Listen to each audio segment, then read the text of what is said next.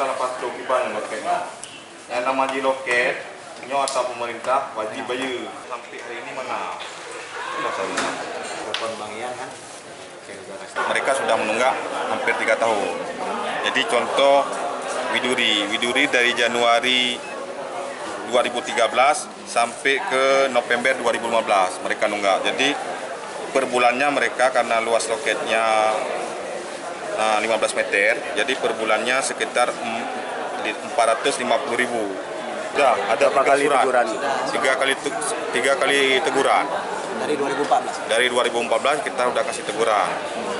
Jadi ini memang tidak ada etika baik. Tidak ada etika baik untuk bayar. Kalau ada etika baik bayar, dia bayar setengah dulu. Kami paham juga. Iya, betul. Ada kan?